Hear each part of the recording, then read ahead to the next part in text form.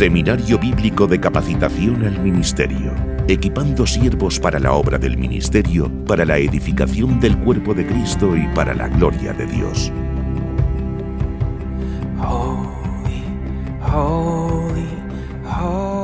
Que el Señor os bendiga. Bienvenidos a todos nuestros amigos y hermanos que participáis de este Seminario Bíblico de Capacitación al Ministerio. Es un placer estar con todos vosotros una semana más en una nueva lección donde vamos a abrir las Escrituras y vamos a seguir viendo ese orden de la salvación, cómo es que la salvación ocurre en los escogidos, en los redimidos. En la clase anterior estuvimos hablando de la elección o la predestinación, esa elección incondicional como se conoce dentro de las 5 doctrinas de la gracia. Hoy vamos a estar viendo del paso 2 al 5 en el orden de la salvación, como podéis ver aquí en esta gráfica. Vamos a ver el llamado, la regeneración, la conversión y la justificación. Vamos a ver estos 4 pasos y lo que nos queda lo veremos en la lección próxima, Dios mediante. Y bueno, antes que nada quiero introducir el término original de la palabra salvar en el hebreo bíblico, en el hebreo original. La palabra salvo viene de yasak y significa literalmente algo espacioso. La idea que quiere transmitir esta palabra es: me han sacado de un lugar estrecho de esclavitud a un lugar espacioso de libertad. Y la palabra implica que esa liberación fue llevada a cabo por alguien porque yo no era capaz de salvarme a mí mismo. Así que, como ya estuvimos viendo en la clase anterior, la salvación depende completamente del Señor porque yo soy incapaz de salvarme, como también nos muestra la misma palabra en el idioma original. Bueno, también quiero dar respuesta a una pregunta sobre la cual veo a veces hay confusión o estamos cerrados en el concepto, en la respuesta de ella, y es cuando pensamos en la salvación, ¿cuáles son las motivaciones de Dios para nuestra salvación? Muchos cristianos piensan que Dios nos salvó únicamente por amor para salvarnos del infierno. Esa es una razón, pero no es la principal razón, ni la única razón o la única motivación por la cual Dios nos salva. Fijarse que he dicho motivaciones en la pregunta, no motivación en singular. Así que, en primer lugar, Dios nos salva para proclamar su gloria. Esa es la razón principal. Esa es la razón prioritaria. Esa es, hermanos, la motivación principal de Dios en nuestra salvación. De ahí parte todo lo demás. Dice en Efesios 1, 11 al 12, en Él, asimismo, tuvimos herencia, habiendo sido predestinados conforme al propósito del que hace todas las cosas según el designio de su voluntad, a fin de que seamos para alabanza de su gloria, nosotros los que primeramente esperábamos en Cristo. Y en Isaías 43:7 dice: todos los llamados de mi nombre, para gloria mía los he creado, los formé y los hice. Y como ya dijimos en las primeras clases de teología sistemática, esto no hace a Dios egocéntrico en absoluto. No voy a explicarlo ahora de nuevo, pero hermanos, no hay nada que Dios pueda hacer más sabio y más sublime que mostrar su propia gloria o hacer las cosas para la gloria de su nombre, porque no hay nada más maravilloso, más bello y más excelso que Dios mismo. Entonces es congruente que Él viva para mostrar su gloria, para alabanza de la gloria de su nombre. En segundo lugar, Dios nos salvó para mostrar su carácter benevolente, lleno de gracia y de misericordia, como nos muestra, por ejemplo, Efesios 2, 5 al 7, que dice: aun estando nosotros muertos en pecados, nos dio vida juntamente con Cristo, por gracia sois salvos, y juntamente con Él nos resucitó, y asimismo nos hizo sentar en los lugares celestiales con Cristo Jesús, para mostrar en los siglos venideros las abundantes riquezas de su gracia en su bondad para con nosotros en Cristo Jesús. Esto es otra manera de decir lo que hemos dicho en el primer punto. Para mostrar su gloria, para mostrar sus atributos, para mostrar su gracia, su carácter benevolente, su misericordia, Dios nos salvó. Y en tercer lugar, por último, nos salvó porque su propio amor así lo motivó.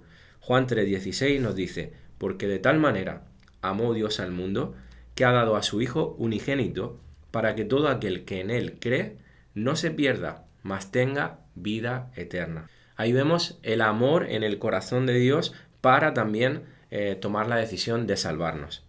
Así que, hermanos, tenemos que tener esto muy claro. Dios nunca ha hecho nada cuyo propósito principal o motivación principal no sea su propia gloria. Y esto nos lleva también a ver el otro extremo. Dios nunca ha hecho nada cuyo fin principal sea exclusivamente el hombre. ¿Por qué? Porque el hombre no es supremo. Dios es supremo y por tanto todo lo que Dios hace es supremamente para Él. Primeramente, y luego de manera secundaria vienen los beneficios para nosotros, como en este caso es la salvación para el hombre. Dicho todo esto, que quería aclarar, hermanos, a modo de resumen y para refrescar la memoria, vamos a entrar a ver ya los pasos en el orden de la salvación. Vamos a refrescarlo rápidamente, viendo y teniendo en cuenta, como dijimos, que la salvación no es algo solamente pasado, sino pasado, presente y futuro. Amén. Entonces, en primer lugar, vemos la elección o predestinación en donde Dios escoge a las personas que serán salvas, y esto ocurre antes de la fundación del mundo. Este paso lo estuvimos viendo en la clase anterior, así que no vamos a hablar más de él. Como digo, es a modo de refrescar, de traer un poquito a memoria lo que estuvimos viendo en la clase pasada. Luego tenemos el llamado, la regeneración, la conversión, la justificación y la adopción. Todos esos pasos ocurren en el momento decretado y determinado por Dios para cada uno de los que van a ser salvos, y cada uno de estos pasos se van dando de manera simultánea. Dijimos que el llamado ocurre cuando Dios llama a las personas a sí mismo a través de la proclamación del Evangelio para que respondan con arrepentimiento y fe. Hoy precisamente vamos a hablar de este paso, así como de algunos más. Luego veremos esto con detenimiento. En tercer lugar, el tercer paso es la regeneración, en donde Dios da vida espiritual a los que ha escogido y llamado, lo que la Biblia llama nacer de nuevo. En cuarto lugar, la conversión, en donde la persona responde voluntariamente al llamado del Evangelio a través del arrepentimiento del pecado y la fe en Cristo. En quinto lugar, la justificación, que es la posición legal correcta delante de Dios, la justicia de Cristo nos es imputada. Y en sexto lugar, la adopción. Pasamos a formar parte de la familia de Dios como hijos adoptivos. Luego tenemos la santificación y la perseverancia. Séptimo y octavo paso en el Ordo Salutis, el orden de la salvación, que ocurren a lo largo de nuestro caminar como hijos de Dios. La santificación es un término con el que estamos más familiarizados. Es el crecimiento en obediencia y conocimiento de Dios, mayor semejanza a Cristo en nuestras vidas. La perseverancia es continuar en la fe hasta el fin, sin caer, es decir, permanecer en Cristo hasta que Él nos lleve a su presencia, ya sea a través de la muerte o que rapte a su iglesia. Y por último, la glorificación, que ocurre cuando pasamos a estar con Dios eternamente. Y concretamente ocurre cuando Cristo venga por segunda vez y habla de esa resurrección que habrá los que hayan muerto en Cristo primero, luego los que hayamos quedado. Dice que es el momento en el que Dios finalmente quitará todos los aspectos del pecado de nuestras vidas, nos dará un cuerpo resucitado, un cuerpo glorificado. Amén, para estar en la presencia de Dios por toda la eternidad y gozar eternamente de Él. Bueno, habiendo refrescado todos estos pasos, vamos ya a meternos con el llamado o llamamiento eficaz. Bueno, el llamado o llamamiento eficaz, así se le conoce también dentro de las doctrinas de la gracia. Esta es una de esas doctrinas tan controversiales para muchos, pero tan claras en las Escrituras. Hermanos, dijimos en la lección pasada que el primer paso es la elección. Dios nos escoge antes de la fundación del mundo, no por nada que haya visto en nosotros, sino por el puro afecto de su voluntad. Siguiente paso en el orden de nuestra salvación. En un momento que Él determina, cuando el Señor de forma soberana y providencial, Él lo desea y así lo ha estipulado desde antes de la fundación del mundo también, Él nos llama a salvación. Y nadie puede venir a salvación sin escuchar el Evangelio, el verdadero Evangelio. Así que el llamamiento empieza y parte en Dios y empieza con la predicación del Evangelio. Dios usa instrumentos como tú y como yo, nacidos de nuevo, para llevar el Evangelio a otras personas.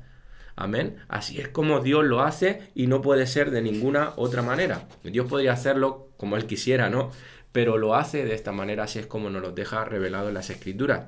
Vemos en Romanos 10:14, ¿cómo pues invocarán a aquel en el cual no han creído?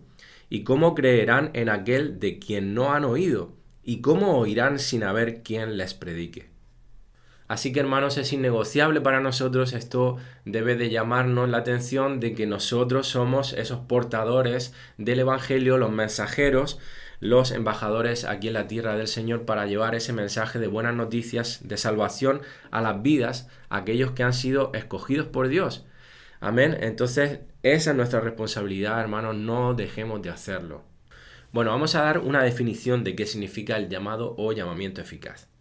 Cuando hablamos de llamamiento eficaz, hablamos de un llamado interno que es dado por Dios de manera soberana en el corazón de una persona en particular cuando escucha el Evangelio, y ese llamado es eficaz porque tiene absoluto éxito. Es eficaz, por eso se llama llamamiento eficaz, porque tiene éxito absoluto en el sentido de que esa persona responde con fe y con arrepentimiento a ese llamado. El Evangelio es predicado todos los días en todo el mundo, hermanos. Ya sea a nivel personal, a través de ondas radiales, a través de la televisión, folleto publicitario, hermanos, libros que se regalan, Biblias que se regalan. El caso es que el Evangelio es predicado. ¿Por qué unos responden al Evangelio positivamente y otros no? Bueno, pues aquí está la respuesta, hermanos, porque Dios llama, porque vemos como muchos rechazan el Evangelio, pero hay personas que no lo rechazan porque Dios obra en esos corazones, para que ellos respondan positivamente en arrepentimiento y fe a esas buenas noticias. Amén. No es porque seamos más listos, no es porque seamos más inteligentes, no es porque seamos más humildes, es porque Dios nos ha escogido y ha hecho un llamamiento en nuestros corazones al cual no nos podemos resistir. Es un llamamiento eficaz e irresistible. Así también se le conoce dentro de las doctrinas de la gracia. En Romanos 8:29 dice que aquellos a quienes Dios predestinó, Él también llamó. Como podemos ver, hermanos, este llamado es un llamamiento eficaz y es un acto de Dios que garantiza una respuesta, porque como dice Pablo aquí, los que fueron llamados también fueron justificados y glorificados. Vamos a leer algunos textos que son bien claros de esta doctrina, textos fundamentales. Uno se encuentra en Juan 6:44, que dice: ninguno puede venir a mí si el Padre que me envió no le trajere, y yo le resucitaré en el día postrero. Fijaros, hermanos, porque la palabra trajere usada aquí por Jesús en el original es helquo y significa atraer, ser arrastrado por una fuerza superior o una fuerza irresistible. Este versículo es súper claro al respecto. Luego, un poquito más adelante, en el versículo 65 dice Jesús: por eso os he dicho que ninguno puede venir a mí, ninguno, solamente si le fuere dado del Padre, es decir, si el Padre lo escoge y hace ese llamamiento eficaz en esa vida. Otro versículo, 2 de Timoteo 2, 24 al 26, dice: porque el siervo del Señor no debe ser contencioso, sino amable para con todos, apto para enseñar, sufrido, que con mansedumbre corrija a los que se oponen, por si quizá Dios les conceda que se arrepientan para conocer la verdad y escapen del lazo del diablo en que están cautivos a voluntad de él. Fijaros, hermanos, que he subrayado por si quizá Dios les conceda que se arrepientan para conocer la verdad. ¿Por qué? Porque es Dios el que da el arrepentimiento, es el que lo concede, el arrepentimiento y la fe, por su llamamiento eficaz. Os recomiendo, hermanos, ver una predicación que tenemos en nuestro canal de YouTube acerca de esta doctrina. La semana pasada os recomendé acerca de la elección incondicional. Pues os recomiendo también de ese mismo congreso la de llamamiento eficaz, también de nuestro hermano y amigo Israel Sanz, pastor de la Iglesia Bautista de Córdoba, y ahí lo tenéis en nuestro canal de YouTube, el canal de la Iglesia Bíblica Coram Deo. Bueno, pasamos al tercer paso en el orden de la salvación, que es la regeneración. Después del llamamiento eficaz, nos encontramos con la regeneración. ¿Qué es la regeneración? Bueno, cuando hablamos de regeneración, estamos hablando del nuevo nacimiento espiritual. Nosotros estábamos muertos en delitos y pecados y ahora se nos ha dado vida espiritual. Nuestro cuerpo físico no es regenerado aún, es nuestra alma o espíritu. La palabra usada bíblicamente en el griego original es anoten, que significa nacido de arriba, nacido de los cielos, nacido de Dios. Hay que tener muy claro, hermanos, que nosotros no tenemos la capacidad de volver a la vida, ni físicamente ni espiritualmente. Es una obra del Espíritu Santo. La regeneración es obra del Espíritu Santo en nuestro interior. Dios nos elige, nos llama de forma eficaz y produce el nuevo nacimiento en nuestros corazones. Amén. Ahora bien, ¿cuándo se considera que el hombre ha sido regenerado? ¿Antes o después de escuchar el Evangelio? Bueno, sabemos por las Escrituras que la regeneración, el nacer de nuevo, viene antes de que podamos responder al Evangelio con fe salvadora. Sí, la regeneración, hermanos, ocurre antes que la conversión. Sin embargo, hermanos, es difícil determinar el momento exacto en el que esto ocurre porque es algo muy simultáneo, ¿no?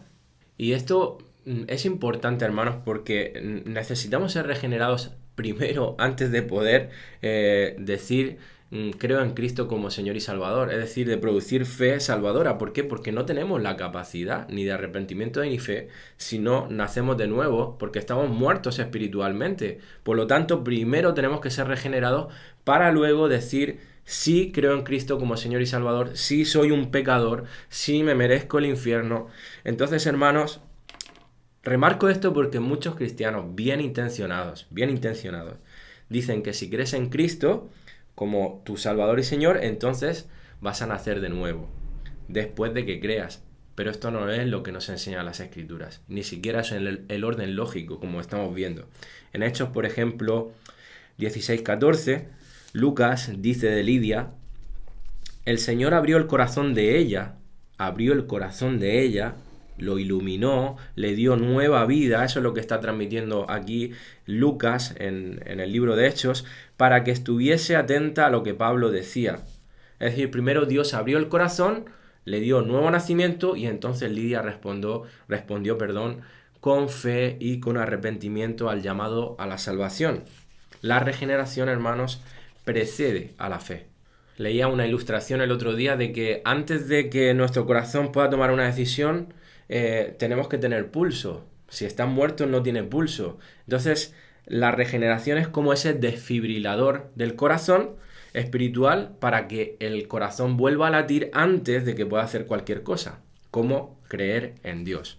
Vamos a leer un par de textos acerca de la regeneración. Uno se encuentra en Juan 1:12 al 13 y dice: mas a todos los que le recibieron, a los que creen en su nombre, les dio potestad.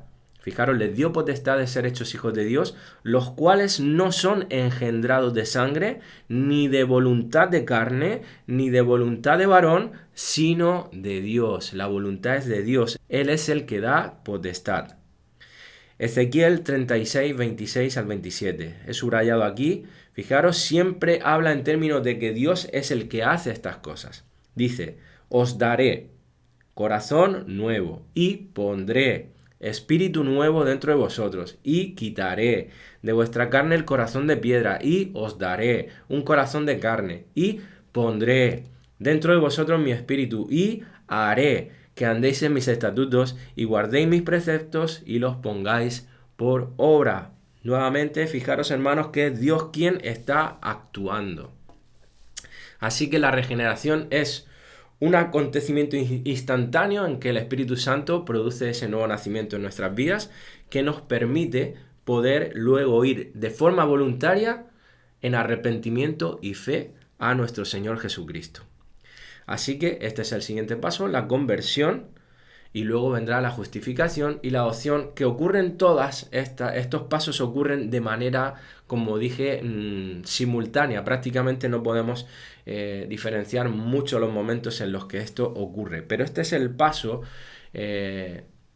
lógico en cómo ocurren estas cosas en la salvación. La conversión es nuestra respuesta voluntaria. Es una respuesta voluntaria, no es una respuesta forzada, no somos marionetas, hermanos.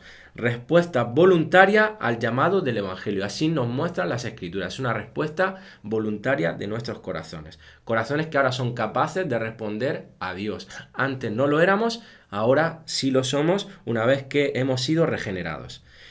En el cual nos arrepentimos de todo corazón de los pecados y ponemos nuestra confianza en Cristo para nuestra salvación personal. Si observamos la palabra conversión en los idiomas bíblicos originales, en hebreo es shub, que significa irme en vía contraria. Y en griego es una palabra más conocida, metanoia, que significa cambio de mente y transmite la idea de un desvío doble. Por un lado nos desviamos de algo, del pecado, y vamos hacia algo. En este caso, ¿hacia quién vamos? Hacia Dios. Es decir, es un cambio totalmente de sentido, un giro de 180 grados. Nos desviamos del pecado y vamos hacia Dios.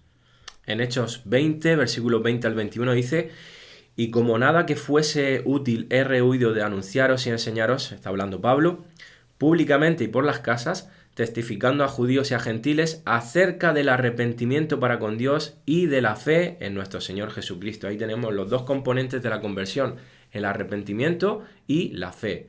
Predicamos acerca del arrepentimiento y predicamos acerca de la fe en nuestro Señor Jesucristo. El primer paso que debe darse, hermanos, es el arrepentimiento. ¿Y qué es el arrepentimiento? Bueno, el arrepentimiento, por supuesto, implica un dolor sincero por el pecado, una renuncia al pecado, un compromiso sincero de abandonarlo y de caminar en obediencia a Cristo. Pero, hermanos, no se trata solo de ese dolor de ofender a un Dios santo. Ni siquiera se trata solo de honrarlo con la forma en la que vives, por importante que sea. El arrepentimiento no es una simple confesión de pecado. No es una simple confesión de pecado. No nos dejemos engañar por el uso indebido de ese término por parte de la cultura, porque pierde mucha fuerza esa palabra, arrepentimiento. La usamos, me he arrepentido de hacer esto. Y es que, bueno, he pensado mejor no hacerlo. No se trata solamente de eso. Bíblicamente esa palabra tiene mucha más fuerza. Confesarse no es arrepentirse. Cambiar de opinión no es solamente el verdadero arrepentimiento. La confesión, hermanos, es el primer paso, sí, pero no es el arrepentimiento.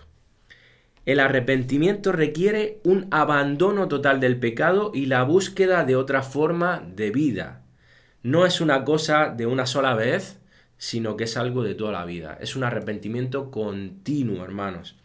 Por supuesto que fallamos, por supuesto que pecamos, pero hermanos, no nos caracterizamos, los que hemos nacido de nuevo, no nos caracterizamos por estar pecando constantemente en ese mismo pecado, una y otra vez, como algo habitual, como una práctica continua en nuestras vidas, sino que buscamos y deseamos con todo nuestro corazón y hacemos todo lo posible por darle muerte a ese pecado en nuestros corazones y vivimos realmente siendo transformados por el poder del Espíritu Santo. Así que eso es verdadero arrepentimiento. Algo constante, no de una sola vez, sino algo de toda la vida. La fe y el arrepentimiento marcarán al verdadero cristiano a lo largo de su vida mientras Dios lleva a cabo su obra hasta su culminación. Y hermanos, es importante cuando pecamos, Dios no solamente usa la convicción de pecado mostrándonos la maldad de lo que hemos hecho, sino también nos muestra su gracia y su misericordia. Tenemos que saber diferenciar, porque a veces las acusaciones, el sentirnos mal, es porque el diablo, Satanás, está acusándonos para derribarnos. Pero Dios nos muestra nuestro pecado por medio del Espíritu Santo, pero al mismo tiempo nos recuerda lo que Él hizo en la cruz, nos muestra su gracia, su misericordia y nos extiende sus brazos de amor. Amén. Nos abraza como ese padre en la parábola del hijo pródigo que extiende los brazos a su hijo. En Joel 2, 12 al 13 dice: por eso pues ahora, dice Jehová, convertíos a mí con todo vuestro corazón, con ayuno y lloro y lamento. Rasgad vuestro corazón y no vuestros vestidos, y convertíos a Jehová vuestro Dios, porque misericordioso es y clemente, tardo para la ira y grande en misericordia y que se duele del castigo. Ahí vemos el corazón del Padre, el corazón del Hijo. Romanos 2:4 dice: o menosprecias las riquezas de su benignidad, paciencia y longanimidad, ignorando que su benignidad te guía al arrepentimiento. Así que, hermanos, el verdadero arrepentimiento sería algo así como decir: está bien, Dios, lo que sea necesario, te lo entrego todo y te seguiré con un absoluto abandono de todo lo que tú me pidas, de todo lo que tú me requieras, sin importar el costo, sin importar el pecado que sea, sin importar la lucha. Hermanos, ese es el verdadero arrepentimiento. Y os recomiendo nuevamente una predicación en nuestro canal de YouTube que se llama Frutos Dignos de Arrepentimiento, que la compartió el pastor Paco Torres de nuestra congregación. La recomiendo verdaderamente. Ahí podemos ver lo que es un verdadero arrepentimiento y los frutos de ese verdadero y genuino arrepentimiento. Hemos dicho que debe darse el arrepentimiento, pero hay un segundo componente que debe darse en la conversión y es la fe salvadora, es decir, creer en Cristo como Señor y Salvador. En Efesios 2:8 dice: porque por gracia sois salvos por medio de la fe, y esto no de vosotros, pues es un don de Dios, es un regalo de Dios. Ahora bien, ¿qué es la fe salvadora? Fíjate que no he dicho fe solamente, he dicho fe salvadora. Bueno, son dos cosas diferentes, la fe y la fe salvadora. La fe salvadora, hay una manera en la que los reformadores la definieron y la explicaron, y me parece muy buena. Ellos decían que la fe salvadora requería de 3 elementos: notitia, assensus y fiducia. ¿Qué es notitia? Bueno, entendimiento de la información, del contenido de la información de las buenas noticias del Evangelio, es decir, tener un conocimiento y entendimiento de quién es Cristo y por qué ha hecho lo que ha hecho, cuál es su obra. En segundo lugar, assensus, que es creer en esa información que me han dado, creer plenamente, estar plenamente convencido de esa información que me han dado acerca de Cristo y de lo que Él ha hecho. Y en tercer lugar, la fe salvadora tiene este componente que se llama fiducia, que es confianza plena y absoluta en Dios hasta el punto de someterme a Él, es decir, confiar en Cristo como Señor y Salvador, someterme a Él como Señor, descansar plenamente en Él como Salvador, no en mis méritos, no en mis obras, solamente en Cristo. Él es el único mediador entre Dios y los hombres, es el único Salvador posible. Eso es la fe salvadora, estos 3 componentes. Por remarcarlo un poquito más, notitia, el primer componente, hermanos, no podemos tener fe en algo que no entendemos o que no conocemos correctamente. Si tú no sabes quién es Cristo y lo que ha hecho por ti o no lo entiendes, pues por supuesto no vas a tener una fe salvadora. En segundo lugar, hay un texto muy claro en las Escrituras en Santiago 2:19 que dice: tú crees que Dios es uno, bien haces. También los demonios creen y tiemblan. Es decir, no solo basta con creer y entender quién es Jesús y lo que ha hecho, porque los demonios también tienen assensus, ahí nos quedamos. Ellos creen, ellos saben quién es Cristo, saben por qué Cristo ha hecho lo que ha hecho, y aquí se quedan muchas personas igual que los demonios. Y aquí viene el tercer paso, que es clave, hermanos: fiducia, confianza y sometimiento al señorío de Cristo. Hermanos, si nosotros no confiamos plenamente en Cristo y no nos sometemos a su autoridad como Señor de nuestras vidas, reconociendo que ya no nos pertenecemos a nosotros mismos, sino que somos propiedad del Señor en vida o en muerte, hermanos, entonces nosotros no hemos nacido de nuevo, porque no hemos tenido fe salvadora. Se tienen que dar sí o sí estos 3 términos. Esto es totalmente innegociable. Así que la fe salvadora, hermanos, es aquella en la que recibimos con entusiasmo al Señor, con alegría en nuestros corazones, como nuestro profeta, nuestro sacerdote, nuestro rey, y confiamos únicamente en Él como el único y suficiente Salvador. Y quiero destacar algo, hermanos, es importante resaltar que no es la fuerza de nuestra fe la que salva, sino que es el objeto de nuestra fe el que salva. ¿Quién es ese objeto? Jesucristo. es el objeto de nuestra fe. Él es el que nos salva, no nuestra fe. Dice que somos salvos por medio de la fe, no por la fe. Y esto es una diferencia abismal. No por la fe, o sea, porque si no sería otra vez por obras, por méritos, porque nuestra fe sería una obra o un mérito por el cual yo obtengo la salvación. No, es por medio de la fe, pero el que me da la salvación es el objeto, y es Jesucristo. Ese es el objeto de mi fe. Él me salva. Amén.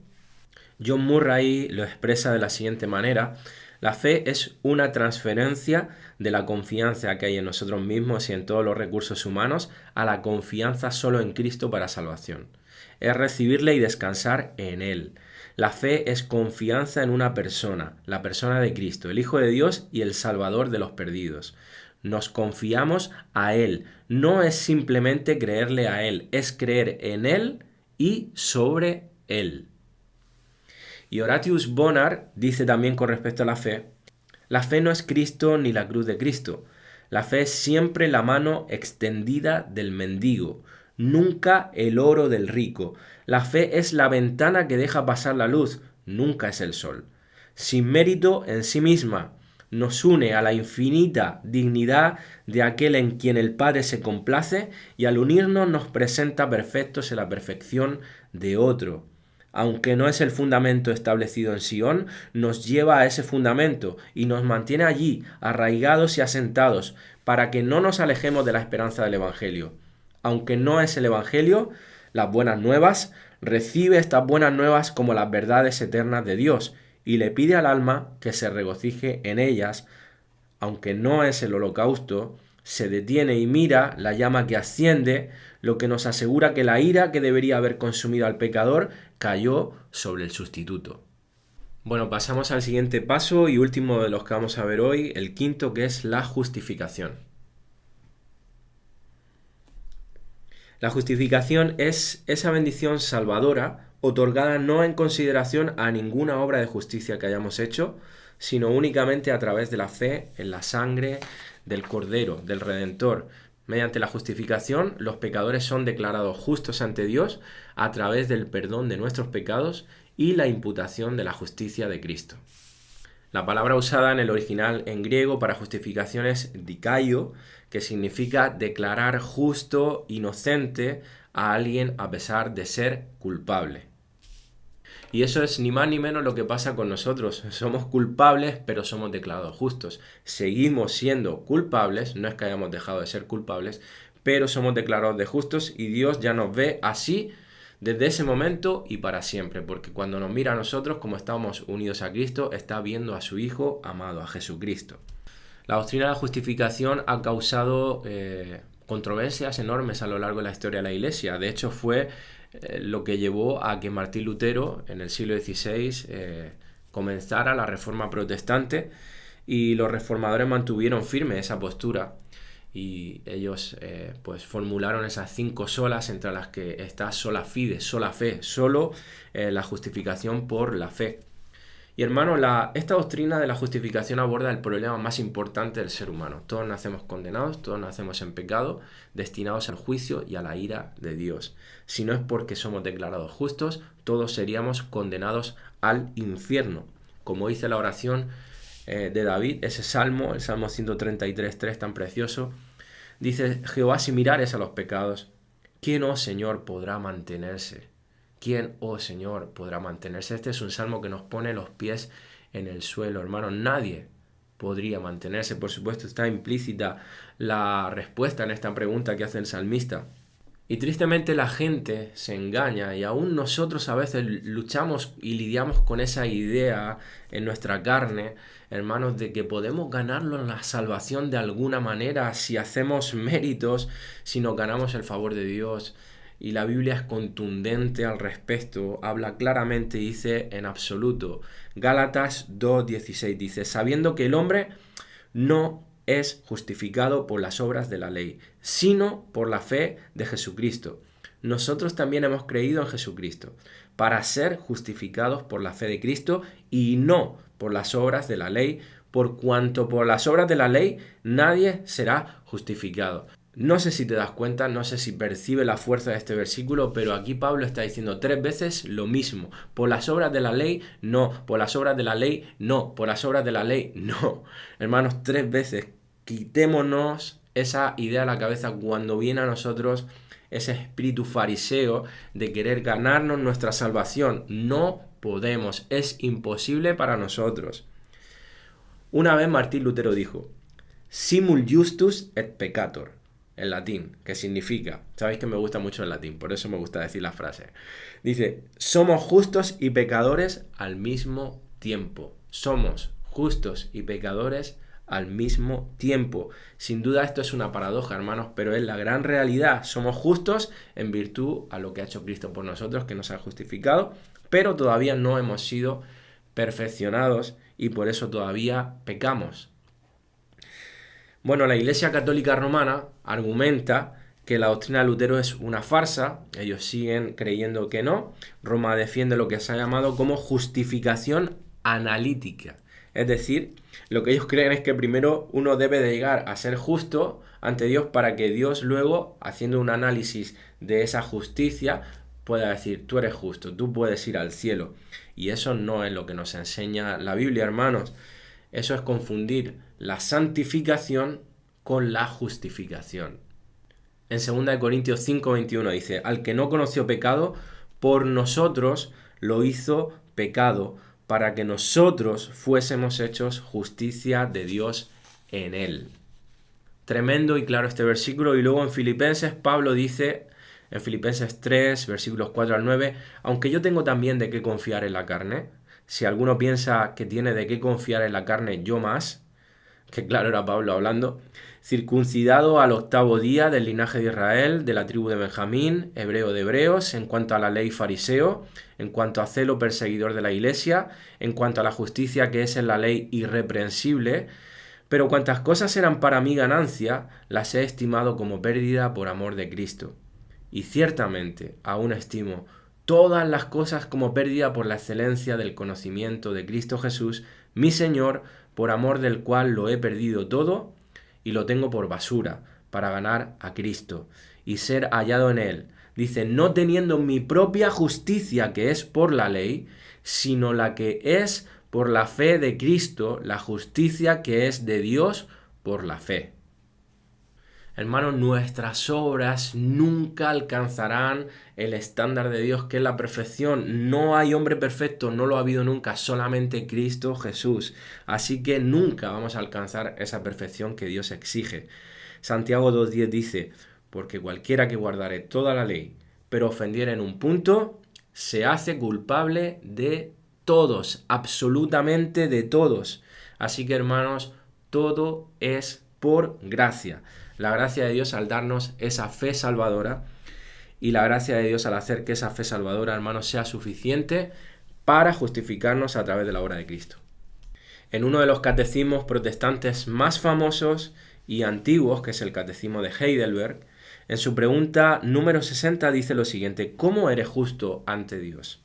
Y dice así, por la sola verdadera fe en Jesucristo, de tal suerte que, aunque mi conciencia me acuse de haber pecado gravemente contra todos los mandamientos de Dios, no habiendo guardado jamás ninguno de ellos y estando siempre inclinado a todo mal, sin merecimiento alguno mío, solo por su gracia, Dios me imputa y da la perfecta satisfacción, justicia y santidad de Cristo, como si no hubiera yo tenido ni cometido algún pecado. Antes bien, como si yo mismo hubiera cumplido aquella obediencia que Cristo cumplió por mí, con tal que yo abrace estas gracias y beneficios con verdadera fe.